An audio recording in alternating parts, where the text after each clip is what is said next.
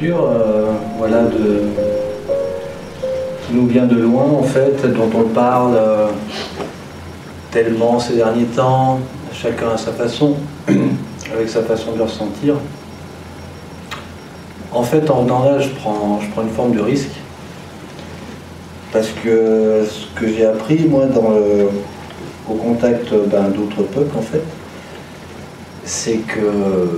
les choses ne se transmettent pas de la façon dont nous, on communique. Chez nous, on est habitué à savoir les choses, à les concevoir avec notre mental. Mais en fait, là-bas, la connaissance, c'est autre chose. C'est-à-dire que nous, on a des encyclopédies, on a tout un tas de choses,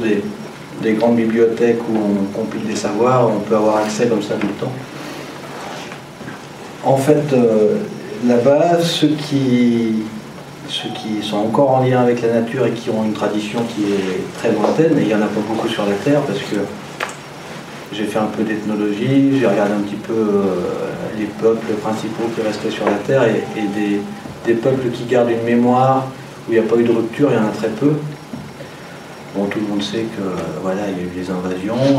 dans ce phénomène de mondialisation, il y a eu énormément de brassage, de guerre, de destruction,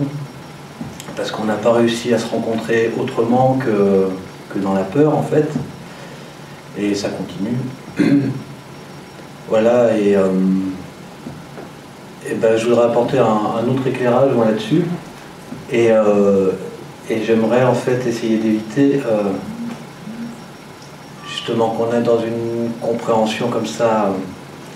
très dans la tête, pour pouvoir essayer de sentir un petit peu ce que la nature peut nous apporter et la façon dont on peut rentrer en relation avec elle, qu'on soit en Amérique du Sud, qu'on soit en Australie chez les aborigènes, qu'on soit en Afrique ou qu'on soit en Creuse en fait. Voilà, chez nous, sur notre terre.